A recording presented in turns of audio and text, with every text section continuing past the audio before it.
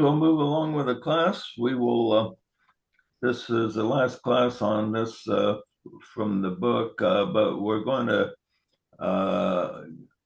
go through Matthew 24, which is often considered the main scripture in the Bible that deals with the second coming of Christ. And it says here, we'll go through this. It says, as he sat on the Mount of Olives, the disciples came unto him privately, saying, tell us, when shall these things be? And what shall be the sign of thy coming and of the end of the world? As we said last time, coming comes from a Greek word that means presence. And end of the world means end of the age. So what shall be the sign of your presence and of the end of the age? And Jesus answered and said unto them, take heed that no man deceive you. For many shall come in my name, saying, I am Christ, and shall deceive many. Well, that certainly happened. Right now, there's a whole bunch of people that claim to be Christ reincarnated or reappearing in some form or another. And I'm not impressed. Most of them are completely unimpressive. Some of them don't have anybody that really believe them at all. We have 3 or 4 of them on the Keys group that think they are the Christ come again or a great master of some kind.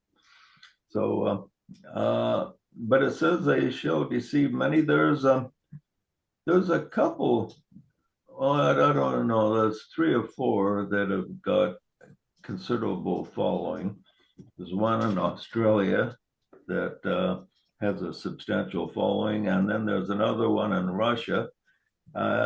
I think the last I heard about this Russian guy, though, he was kind of interesting. He had a group that he organized and built a community in the middle of nowhere. And I think the authorities saw him as some type of threat. And I think last I heard he was arrested or something.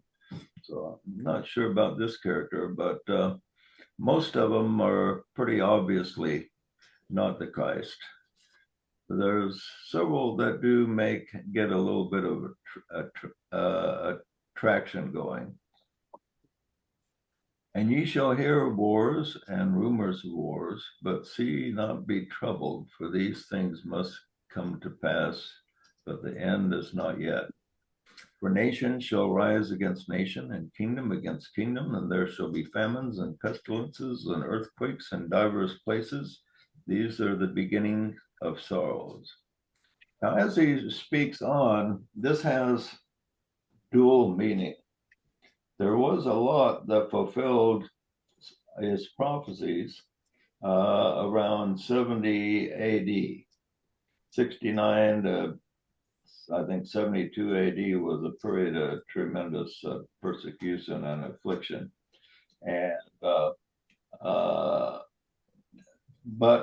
and this is the case with prophecy. It repeats itself. It goes through one cycle, and then the prophecy repeats in a greater cycle. So anyway, here he's speaking in a way that will be, his actual disciples will see the evidence of it. It says, then shall they deliver you up to be afflicted, and shall kill you, and you shall be hated of all nations for my name's sake. And then shall many be offended, and shall betray one another, and shall hate one another. Now, this happened to his disciples on an individual basis. They were given up, they were betrayed, and they were killed. But it's also speaking of disciples as a whole, disciples in his near future and the far future, and also our time. And many false prophets shall rise and deceive many, and because iniquity shall abound, the love of many shall wax cold. And we're seeing this today. We're seeing there is an increase in true love among a handful, but among a larger and larger segment, we can see that love has waxed cold. They don't seem to uh, feel the true essence of love. They feel the physical uh, side of passion, but not spiritual love.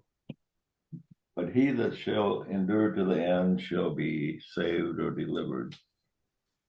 And this gospel of the kingdom shall be preached to all the world for a witness to all nations, and then the end will come. Okay, so this is speaking beyond his time, um, to a time which the gospel will be preached to all the nations. That took some time. Matter of fact, it still hasn't been preached to all the nations. It's been preached to a good portion of the nations, but there's still quite a few people in the world that haven't received the message of the Christ. Then he says this: when therefore ye shall see the abomination of desolation spoken by Daniel the prophet stand in holy places, whosoever readeth, let him understand. Now, the abomination that makes desolate has happened two different times. It has happened one in the reign of Vespasian, the emperor, around 69 to 73 AD. There was tremendous persecution of the Jews by the Roman Empire, and they attacked them to destroy them. So this pretty much, he was, and the way this is worded, it says abomination of desolation. The way it should read is there will be an abominable person that causes desolation. Okay. And that was the emperor who sent his son Titus to attack the Jews, and he made them desolate. And he says, when you see this happen, let them which be in Judea flee to the mountains.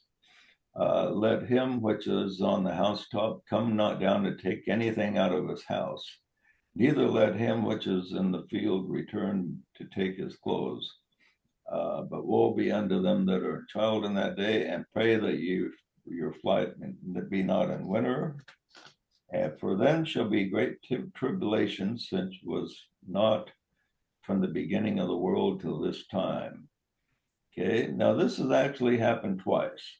It happened when the Jews were attacked by the Roman Empire, and that was around 70 AD. And it happened another time. It was another time it says, except those days shall be shortened. No flesh shall be saved, but for the elect's sake it shall be shortened. Now, what time in our age was there an abominable person that attacked the Jews, and to the extent that all the Jews, the flesh of all the Jews would have been destroyed if the time was not shortened? Mr. Hitler.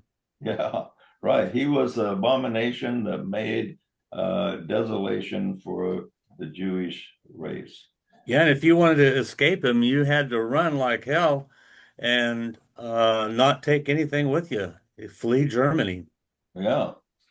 And if those days were not shortened, if the Allies were not successful, all the Jews would have been destroyed.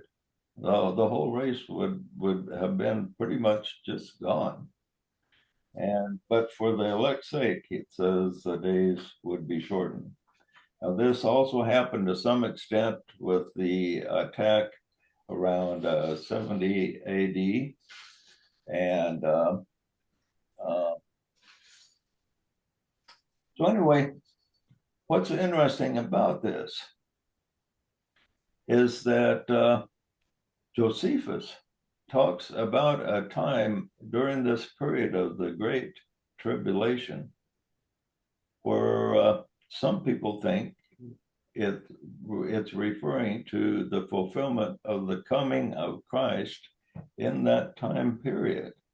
Let me read you something that Josephus says happened in the years right around 70 AD. Here's what he says. Besides these, a few days after the feast, on the 21st day of the month of Artemisus, a certain and marvelous, incredible phenomena appeared.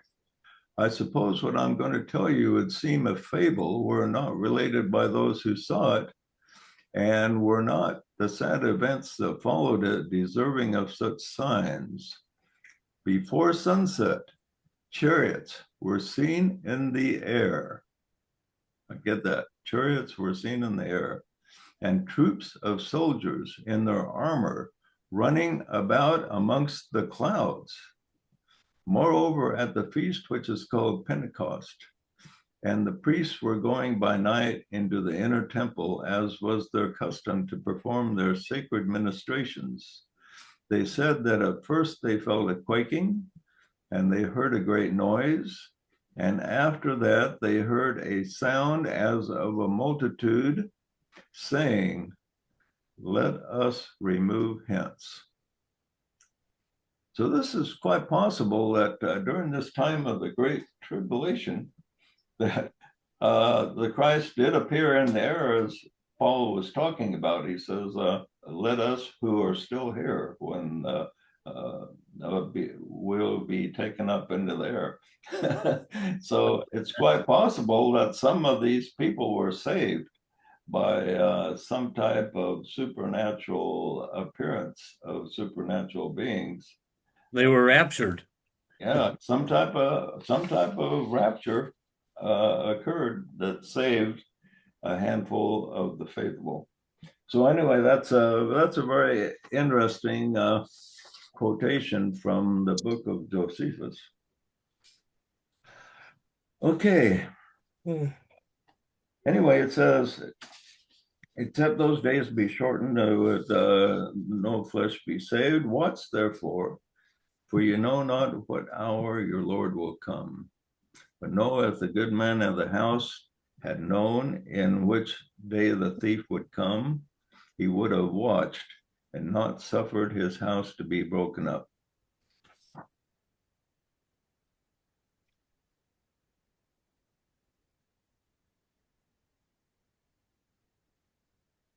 Mm.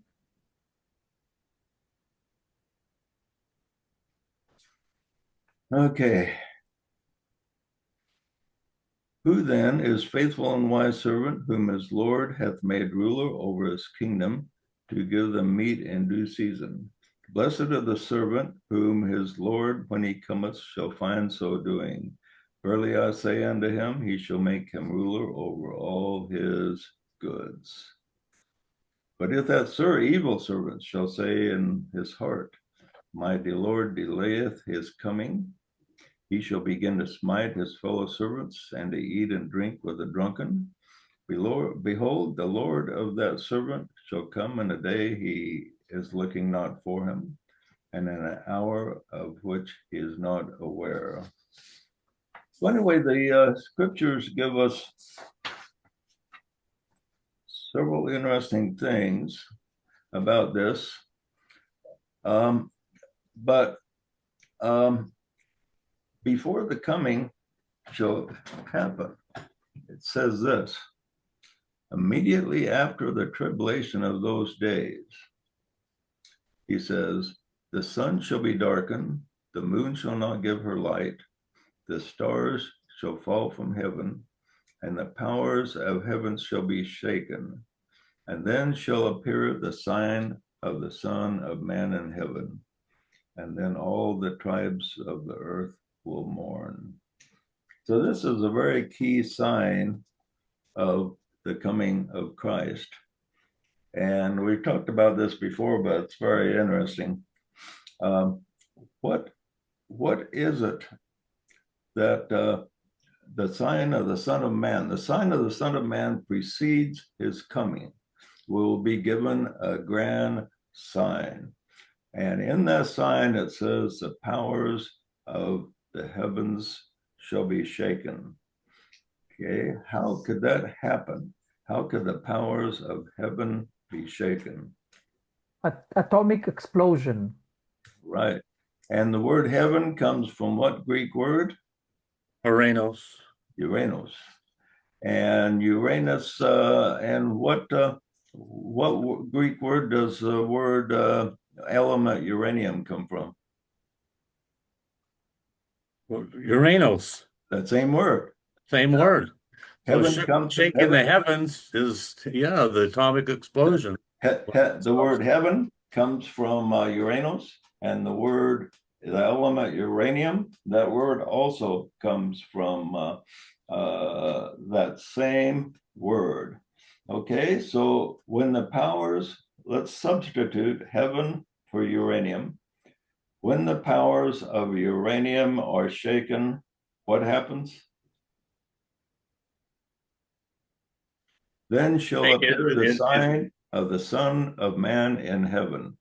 Okay, and then shall all the tribes of the earth mourn. Now, what people think when they read this, they think, well, man, when that sign comes, we're going to be really rejoicing. But no, that's not what it says. It says when the sign is given, everybody, all the tribes of the earth, everybody on the earth is going to see this sign and they're going to say, good grief. Oh no. They're not going to be rejoicing and saying, oh, Jesus is coming. That's not what they're going to be saying. It says we're going to be scared to death. Everybody is going to mourn when they see this sign.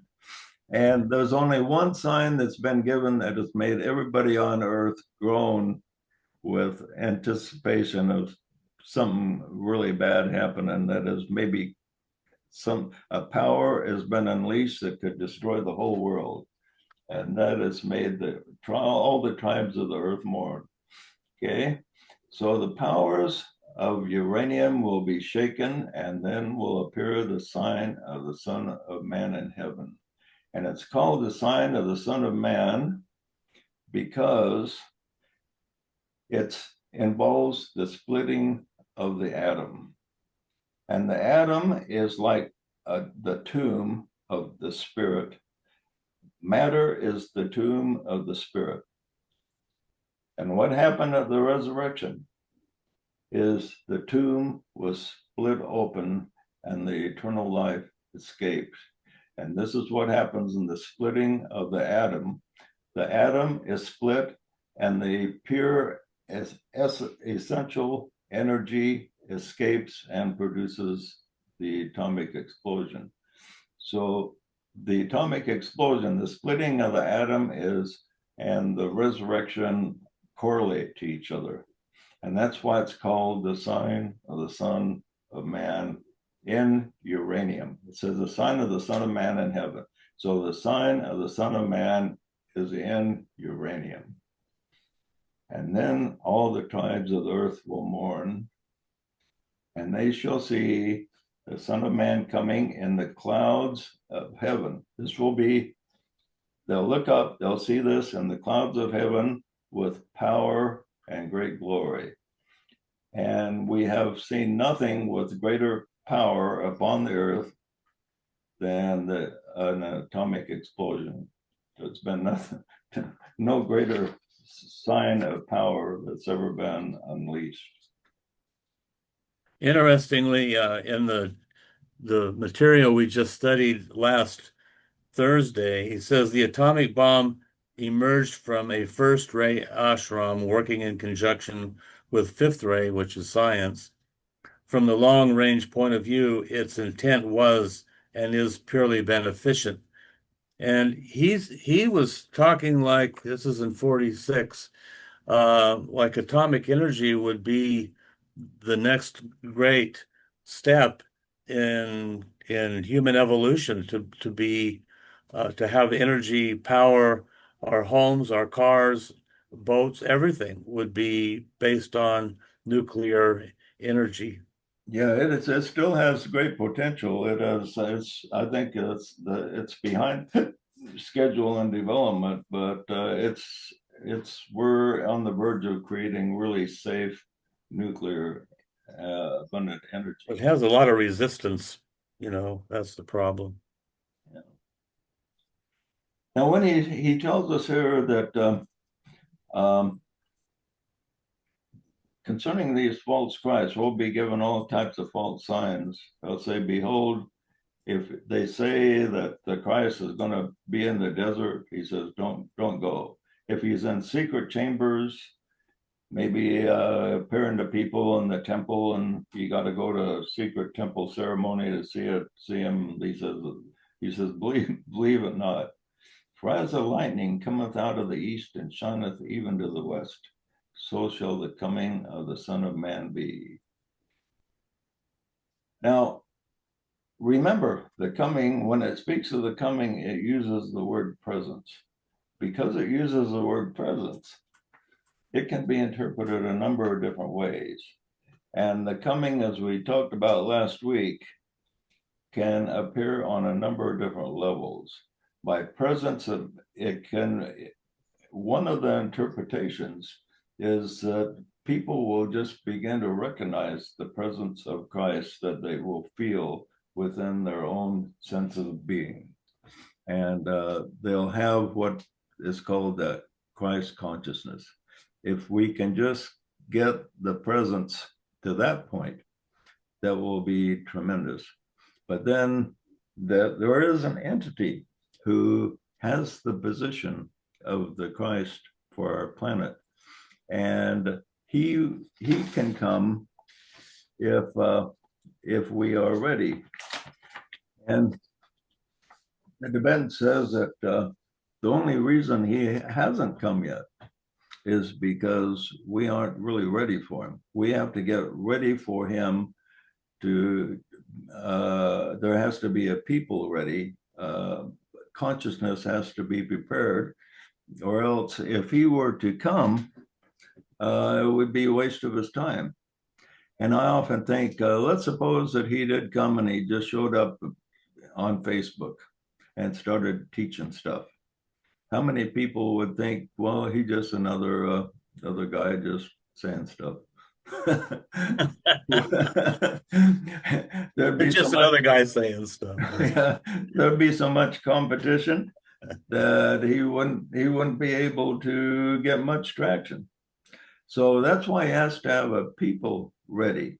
If a group can be prepared for him, so when he does come, he can contact a group. Like this is what happened last time. He had John the Baptist, who he called the greatest prophet who ever lived,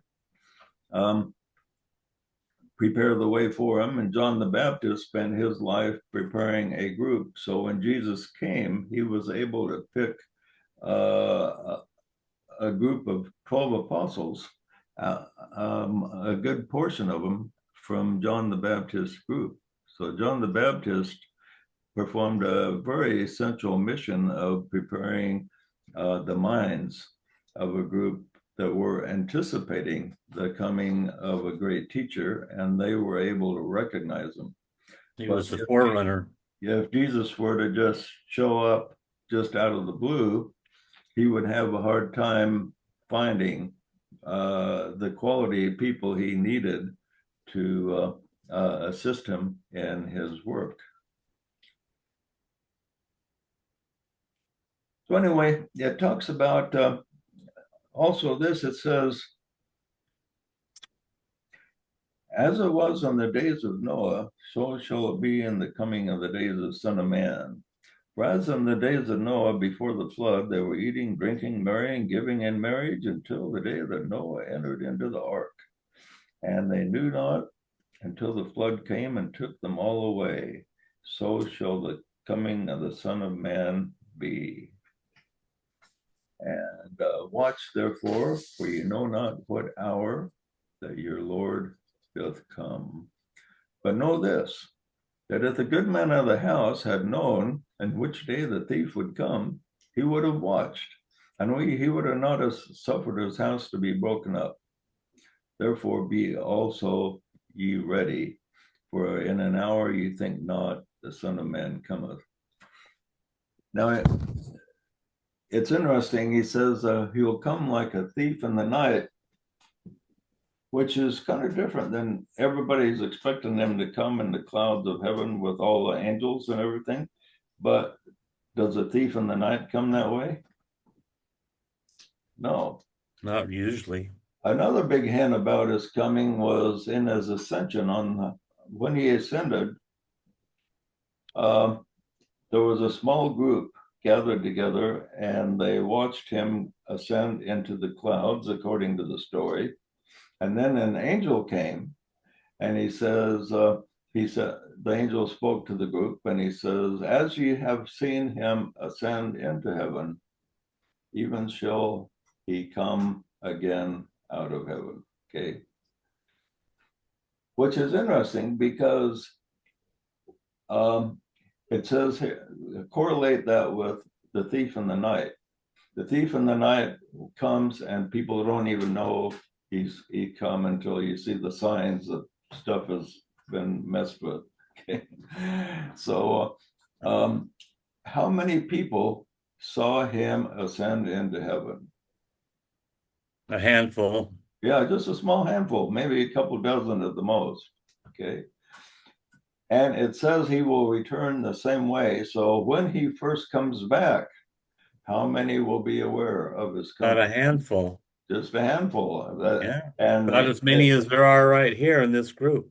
And it'll be like a thief in the night, because the thief in the night is nobody knows that he's come. So when he first returns, nobody will know that he's returned except a small handful. But eventually, everybody will begin to know. But in the beginning, just a small handful will be aware. That's my take on that passage there. Well, he says also, the Tibetan says there will be a beginning of an overshadowing. That's another thing we read. An overshadowing of a select group that in preparation for the reappearance. Yeah. So I think people will begin to feel it. You know, they'll have Christ consciousness first, and then there'll just be some kind of an internal knowing, a sensing that's beyond yourself, that you'll feel there's an external presence that's overshadowing you. Yeah. It has to prepare you. Otherwise, you know, if, like you say, if Jesus just showed up, it'd scare the bejeebies out of everybody, and they're not ready for it. Yeah. That's something that people aren't aware of, that they were just waiting for a big apocalypse to happen, comets to come out of the sky and destroy all the fish, all these black and white prophecies from the book of Revelation. And yet the scriptures indicate that it will be just a small handful when he does come. But what we have to keep in mind is the coming will happen on several levels, and the most important part of it, will be the preparations of the minds of humanity as a whole, so that they can recognize the presence. And within each person is the presence of what we call the Christ consciousness. The same consciousness that Jesus himself had is within us. And when a portion of humanity begins to be sensitive to that inner presence of the Christ, then the time of his reappearing will be at hand, and we will have a great individual show up that can lead us to greater peace and love and abundance for all. Okay, my friends, we will move on to something different next week. I will contemplate that. And we have finished this book called Eternal Lives, which has gone through all kinds of different evidences of reincarnation. And we look forward to continuing the journey. With enthusiasm. Also, Sunday next week is the last Sunday before Christmas. Yeah, let me see. It's the 21st. Yeah, we can still have a meeting next Sunday. And but we are approaching Christmas. That is true. Did you want to send out presents to all of us, Asaf? It will be the 8th day of Hanukkah also. Hanukkah. The 8th day, the last day. Christmas is the 8th day this year. Okay. No. It's on Thursday. The 21st. Actually, the 22nd, but it begins in the evening of the 21st. Oh, the 21st is the 8th day? No, in the 22nd, but it begins in the evening of the 21st. Yes. Okay. Okay, okay, my friends. May the Spirit be with you all. Thank you. Thank you. Good class there, Uncle Joe. Thanks.